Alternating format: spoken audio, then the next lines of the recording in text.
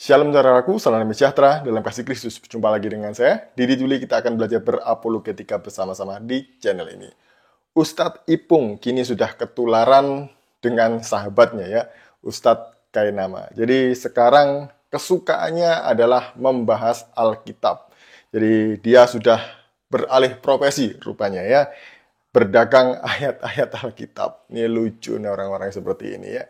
Nah, kali ini dia mengatakan bahwa sebenarnya kata ehad di dalam Alkitab itu tidak berarti majemuk, tidak berarti satu kesatuan, tapi tunggal katanya. Ini orang sok tahu banget. Sebelumnya mari kita bersama-sama melihat video berikut ini.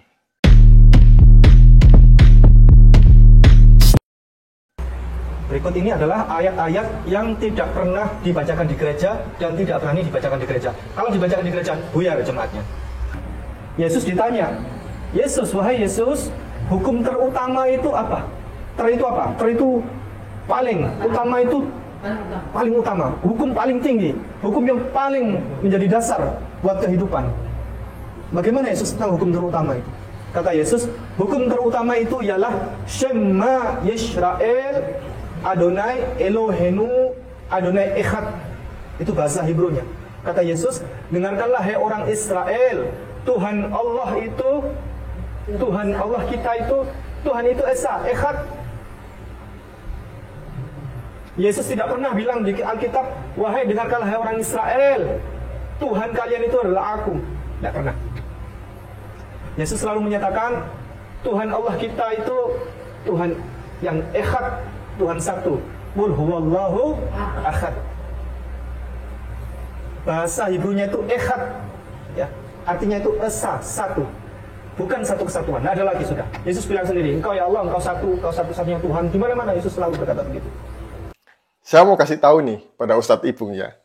Anda tidak akan kelihatan lebih pintar daripada orang Kristen hanya karena Anda membahas ayat Alkitab kami.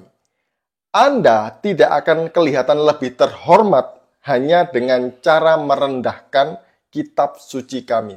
Tidak. Justru disinilah Anda kelihatan mempermalukan diri sendiri. Karena sebenarnya Anda tidak tahu apa-apa tentang kekristenan. Karena memang Anda bukan orang Kristen, Anda bukan orang yang mempelajari Alkitab secara benar berdasarkan prinsip-prinsip hermeneutika yang benar. Tidak. Catat itu ya. Contoh ketika membahas Markus 12 ayat 29. Mengutip perkataan Yesus ya.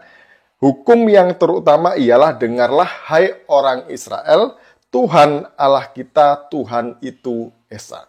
Jadi ini ditafsirkan oleh Ustadz Ipung bahwa kata ehad itu artinya satu, bukan satu kesatuan, satu tunggal menurut dia ya. Ini namanya sok tahu. Sejak kapan kata ehad artinya satu tunggal. Nah, ada ayat di dalam Alkitab yang dipakai untuk menjelaskan kata satu. Nah, itu ada dua kata di dalam bahasa Ibrani. Yang pertama adalah kata ehad. Jadi ehad ini adalah esa, tapi dalam satu kesatuan atau kesatuan yang majemuk. Nah, contohnya apa? Contoh satu tundun pisang. Itu juga ehad karena berbicara mengenai satu. Kemudian satu keluarga atau suami istri menjadi satu.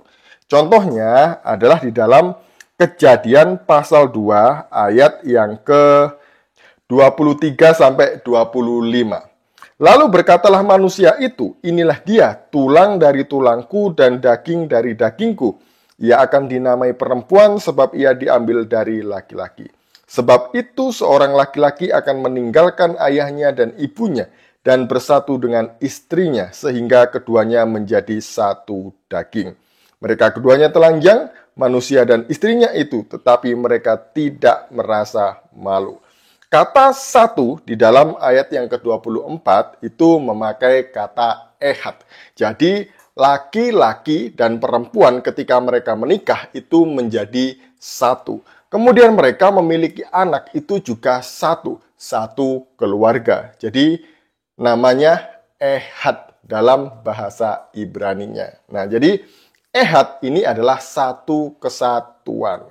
Seperti Tritunggal juga ya. Kata ehad, esa, namun di dalam keesaan Allah itu, Allah yang esa itu memiliki 3 pribadi. Yaitu Allah Bapa memiliki firman. Sang firman inilah yang menjadi manusia disebut dengan Yesus Kristus. Allah juga memiliki roh yang keluar dari Bapa yang disebut dengan Roh Kudus. Ketiganya adalah satu kesatuan, yaitu ehad, tidak dapat dipisah-pisahkan. Jadi inilah kata ehad di dalam Alkitab. Nah, ini dijelaskan juga di dalam bukunya ini ya, buku dasar-dasar iman Kristen. Dalam tulisan James Montgomery Boyce. Nah, ini di halaman yang ke 113. Nah, saya hanya tampilkan saja di sini, Bapak Ibu bisa membacanya. Jadi sekali lagi ya, kata ehad di dalam Alkitab itu tidak pernah dipakai untuk menjelaskan satu entitas tunggal. Tidak pernah. Nah, yang dipakai untuk menjelaskan satu namun tunggal atau satu-satunya di dalam bahasa Ibrani adalah Yahid. Jadi Yahid itu adalah satu, hanya satu, atau angka satu, gitu ya, cuma satu. Itu artinya Yahid.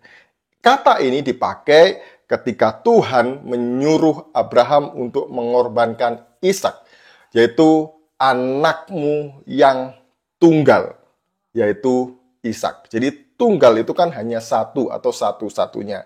Itu di situ kata Yahid, bukan ehad. Jadi ini ya perbedaan antara ehad dengan Yahid. Sangat berbeda meskipun artinya adalah satu. Jadi itu ya, kalau nggak tahu nggak usah lah ya. Sok-sokan lebih ahli daripada orang Kristen, lebih pintar daripada orang Kristen. Kami tidak butuh orang-orang seperti ini untuk mengajari kami tentang iman kami, ataupun mengajari kami tentang kitab suci kami. Tidak butuh, tidak perlu. Urus saja agamamu. Sekian dari saya. Shalom, salam waras. Tuhan Yesus memberkati.